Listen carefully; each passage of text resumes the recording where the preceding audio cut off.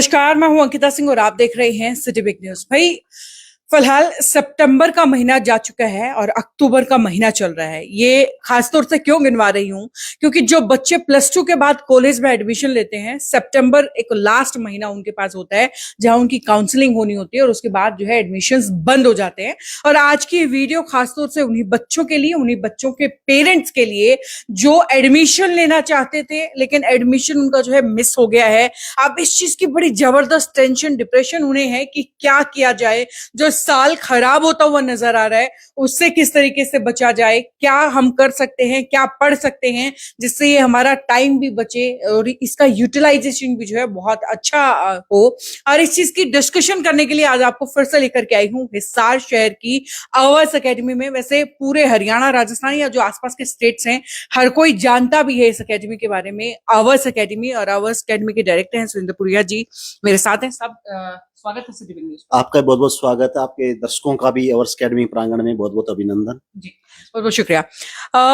पुण्य साहब, सबसे पहला सवाल ये कि अभी बहुत सारे बच्चे ऐसे हैं जिनका एडमिशन जो है छूट गया है और बहुत भारी डिप्रेशन के अंदर है कि साल खराब होता हुआ नजर आ रहा है, माँ बाप परेशान हैं, वो अलग। तो उन बच्चों के लिए क्या कुछ ऑप्शंस हमारे पास है? देखो, मैं सभी देशवासियों को एक बात कहना चाहूंगा कि जब आप प्लस टू कर लेते हैं तो हमारे बच्चों के लिए एक पड़ाव आ जाता है कि हम किस दिशा में जाएं, और हजारों ऑप्शन होते हैं। कोई आप बीए में जाना चाहता है, कोई ग्रेजुएशन भी ऐसे फील्ड से करना चाहता है जिसकी वैल्यू नहीं है और इस वजह से वो उस फील्ड में नहीं भी जा पाता है या रुक जाता है। तो उन बच्चों में एक ही बात कहना चाहूंगा, जिन बच्चों ने कहीं कॉलेज में एडमिशन लिया है या नहीं ले पाए हैं, वो बच्चे अपने कैरियर को आने वाले 4 साल 5 साल के ऊपर रख के चलेंगे। मुझे 5 साल बाद कहाँ अपने आप को देख रहे हो आप, ये आपको प्री प्लानिंग आज से ही करनी पड़ेगी ताकि आप 5 साल बाद उस स्टेज पे ऊपर कामयाब हो भी पाओ। तो इसके लिए जिन बच्चों के एडमिशन नहीं हुए हैं वो इस बात को लेकर डिप्रेस ना हो कि हमारा एक साल खराब हो जाएगा।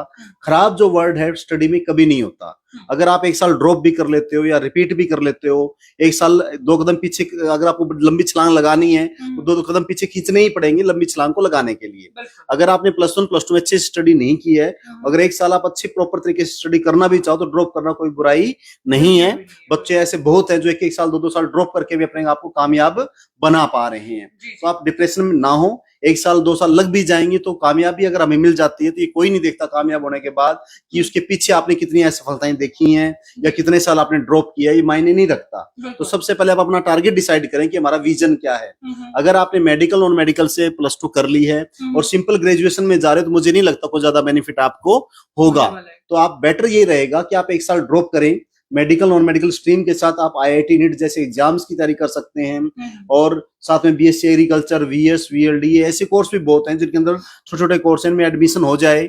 कम तैयारी में भी आप इनमें एडमिशन ले पाओगे 1 साल में, तो कहीं ना कहीं आप अच्छी जॉब्स और अच्छी प्रोफाइल अपनी बना पाओगे लाइफ में। तो इसलिए मैं यही कहूंगा डिप्रेस ना हो।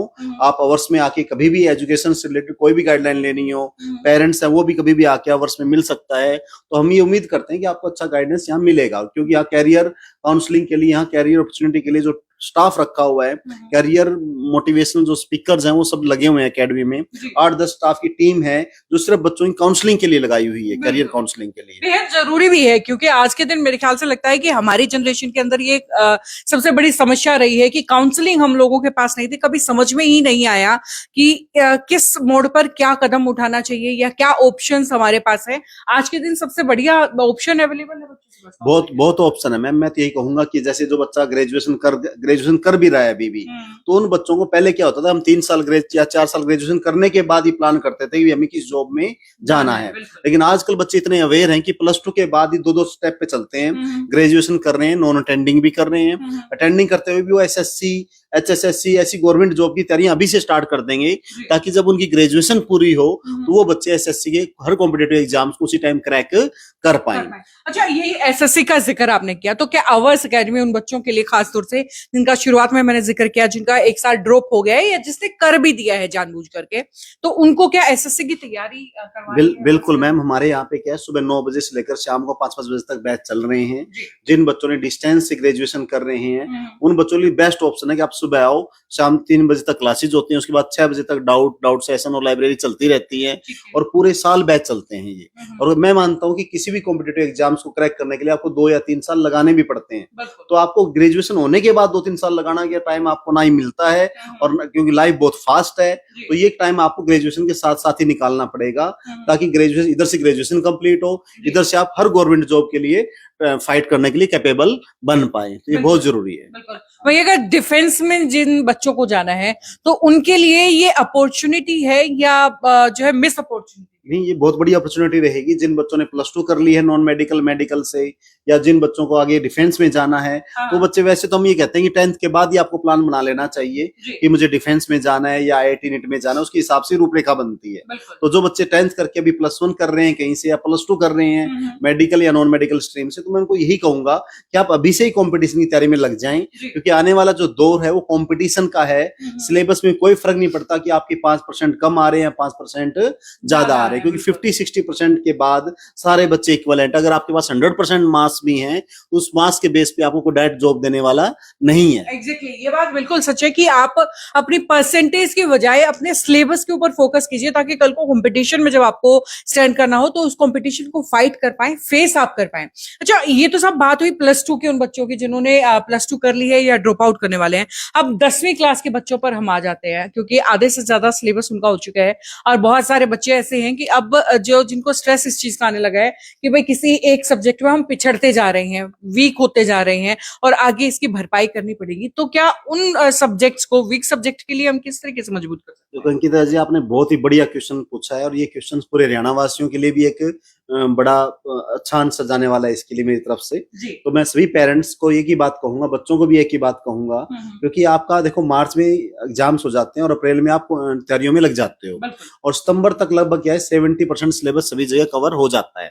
और जब ये सिचुएशन आती है सितंबर वाली, तब हम ये देखते हैं पीछे मुड़ के कि हमारा कितना सिलेबस, चलो वहां तो सिलेबस हो गया, लेकिन हमें कितना आता है। जब हम टेस्ट देते हैं तो भी पता चलता है एक सब्जेक्ट में हमारे परफॉर्मेंस ठीक है, 2 सब्जेक्ट में हमारी परफॉर्मेंस बहुत डाउन जा रही है, तब बच्चा ये सोचने लग जाता है हम पीछे इतना सिलेबस कैसे करें, रिवाइज कैसे करें, और ना ही उनके पास इतना टाइम होता है। तो उस सिचुएशन में बच्चा डिप्रेशन का शिकार होता है, और ये आज के टाइम कॉमन प्रॉब्लम हो चुकी है हर बच्चे की। ये माने चलिए 100% में से 95% बच्चे इस प्रॉब्लम को से जूझ रहे हैं। तो और पेरेंट्स भी साथ साथ में इस प्रॉब्लम से जूझ रहे हैं, क्योंकि उनको भी, बच्चा जब डिप्रेशन में होता है तो पेरेंट्स भी लगभग उस बच्चे को डिप्रेशन में देख के हताश तो होता ही है। तो मैं सभी, हाँ जी, पहले टाइम में ये होता था कि हम उतना डिप्रेशन समझते ही नहीं थे कि डिप्रेशन होता क्या है, प्लस हमारे पेरेंट्स भी उतना ध्यान नहीं देते थे। उन्हें होता था कि ठीक है, पढ़ लिया तो ठीक है, नहीं पढ़ा तो भी ठीक है। लेकिन आज के दिन सिनेरियो बिल्कुल बदल चुका है। आज के दिन पेरेंट्स ज्यादा डिप्रेशन में आ जाते हैं बच्चों से कि हमारा बच्चा डिप्रेशन। देखो, इसके कई रीजन है। एक तो सबसे बड़ा रीजन ये है कि पहले कंपटीशन इतना नहीं होता था, तो कम पढ़ाई में भी बच्चे, लगभग जॉब्स की अपॉर्चुनिटी ज्यादा रहती थी, बच्चे पढ़ने वाले कम होते थे, तो ज्यादा इश्यूज था ही नहीं, डिप्रेशन नाम की कोई चीज ही नहीं थी। अब क्या है, अब जॉब्स रह गई है बहुत कम, और कंपटीशन देने वाले बच्चे हो गए लाखों में।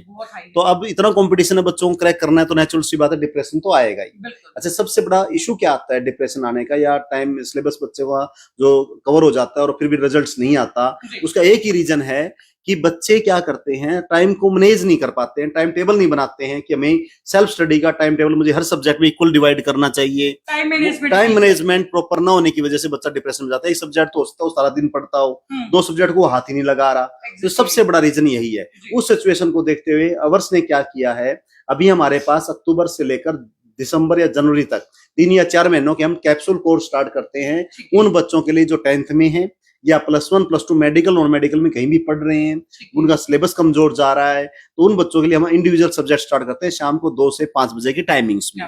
और उस टाइमिंग में आप आके अपने जो भी सब्जेक्ट वीक है उनको आप रिकवर कर सकते हो। एक अच्छा मौका है, और अवर से प्लेटफॉर्म मैसेज देती आ रही है, और बच्चों का भी बेनिफिट हो भी रहा है। आपने एक बहुत बड़ी समस्या का सॉल्यूशन आप लेकर के आए, क्योंकि अक्सर जो अकेडमीज के अंदर हम देखते हैं कि जब भी सिलेबस करवाया जाता है तो एक साथ सारे सब्जेक्ट्स पढ़ा दिए जाते हैं, और बच्चा होता है कि एक सब्जेक्ट ही मुझे पढ़ना है। तो ये कैप्सूल सिलेबस तरीके से जो आप है ये हम कवर करेंगे, और इसमें बच्चे काफी इंप्रूव भी करेंगे, और पेरेंट्स की भी काफी हद तक प्रॉब्लम सॉल्व हो जाएगी। तो मैं कहूंगा कि एक बार आप आके अपने बच्चे के साथ अवर्स में मिले, काउंसलिंग टीम से मिले, हम बच्चे का पूरा सिनेरियो चेक करेंगे कि वो कहाँ आज स्टैंड कर रहा है, उसके बेस पे उसकी रूपरेखा बनाई जाएगी। और किस सब्जेक्ट में क्यों वीकनेस है उसके ऊपर ध्यान दिया जाएगा। तो ये मेरे ख्याल से उन पेरेंट्स के लिए तो खासतौर से एक बड़ा अच्छा मैसेज है जिनके बच्चे बोलते हैं कि हम एक जगह बहुत अच्छे और एक जगह बड़े कमजोर हैं। तो उनके लिए बड़ा ये जरूरी है। जो बच्चे डिप्रेशन के अंदर आजकल चल रहे हैं उनके लिए बेहद जरूरी है। वैसे देखिए, डिप्रेशन सिर्फ पढ़ाई को ही ठीक करके नहीं, बल्कि कई और चीजें हमें आजमानी पड़ती हैं डिप्रेशन को दूर करने के लिए। आज सबसे बढ़िया मौका ये त्योहार, बिल्कुल, ये जो अब त्योहारों का सीजन चल रहा है, दशहरा है हमारा, जैसा कि कल है और दीपावली 10-15-20 दिनों के बाद आती है, तो इस त्योहारों को भी एंजॉय करें। और ये जो फोन है, मोबाइल्स हैं, इनसे आप टाइम इनको छोड़ के आप अपनी फैमिली के साथ, अपने फ्रेंड परिवार सर्कल के साथ मिलकर इन त्योहारों को अच्छे से मनाएंगे तो ये भी एक डिप्रेशन को दूर करने का एक जरिया बन सकता है। और सबसे अच्छी बात मैं ये कहूंगा, हर बच्चे को कहूंगा और हर पेरेंट्स को भी कहूंगा, अपने बच्चों के साथ और बच्चों को भी कहूंगा, आप अपने पेरेंट्स के साथ अपनी प्रॉब्लम को शेयर जरूर करें। तो शेयर करने से आधी प्रॉब्लम आपकी वैसे दूर हो जाएगी। और बाकी हमारी जो अवर्स अकेडमी है, पूरे हरियाणा की अपनी खुद की अकेडमी है, तो आप यहाँ पे आप कभी भी आके अपने बच्चों को लेके आइए। हम जितना बेस्ट हो सकता है हम आपको गाइडलाइन देंगे। हम ये नहीं कहते कि आप अवर्स में कोचिंग ले, कई पेरेंट्स नहीं दिला पाते, हमारे अपने बच्चों को अवर्स तक अप्रोच नहीं कर पाते, लेकिन आप राय जरूर ले सकते हो कि हम ये चाहिए कि हमारी किसी राय से अगर किसी बच्चे की जिंदगी बचती है, जिंदगी बन रही है, भविष्य बनता है, तो अवर्स अकेडमी उसके लिए हमेशा तत्पर है और आप बिल्कुल आइए जी। और इसमें एक चीज मैं इनकी तरफ से मैं ऐड ऑन आपको कर देती हूँ कि ये जो राय लेने का आपको कोई पैसा नहीं लग रहा है, आपको कोई पैसा नहीं देना है। बीइंग एन टीचर या बीइंग एन एजुकेशन इंस्टीट्यूट जो है, ये रिस्पॉन्सिबिलिटी बिल्कुल बिल्कुल कोई खर्चा नहीं है आपका। आप आइए, 1 घंटे 2 घंटे हमारी काउंसलिंग टीम से मिलिए, कोई आपको एक्स्ट्रा चार्जेस देने की जरूरत नहीं है, बिल्कुल मिलिएगा। तो हम आपको पूरा सपोर्ट करेंगे। हर पेरेंट्स को इस प्रॉब्लम से निकालने में हम उनके साथ हैं। और कभी भी अगर आप फिजिकली नहीं पहुंच पा रहे हैं तो आप अवर्स के जो कॉन्टेक्ट नंबर है उन पे कॉन्टेक्ट करके भी आप राय ले सकते हैं। तो हम जितना बेस्ट होगा हम करेंगे। चलिए, बहुत बहुत शुक्रिया आपका हमारे साथ। Thank you. तो भाई ये अपनी एक टीचर होने की रिस्पॉन्सिबिलिटी बखूबी निभा रहे हैं। अब जो पेरेंट्स देख रहे हैं या बच्चा अगर खुद भी ये वीडियो देख रहे हैं, तो भाई अपने आप को मजबूत करना है, अपने बच्चे को मजबूत करना आपकी रिस्पॉन्सिबिलिटी भी है। तो भाई आप भी फटाफट से, अगर कोई भी टेंशन है तो इन नीचे कॉन्टैक्ट नंबर जो दे गए हैं इन पर फोन करके आप डिस्कशन कर सकते हैं। काउंसलिंग जो है बच्चे खुद भी ले सकते हैं या उनके पेरेंट्स अपने बच्चों के बिहाफ पर ले सकते हैं। वेल, ये वीडियो यहीं तक और लगातार सिलसिला इसी तरीके से जारी रहेगा। देखते रहिए सिटी बिग न्यूज। नमस्कार, एक बार फिर से आपका बहुत बहुत धन्यवाद। थैंक यू सभी का, आप सबका बहुत बहुत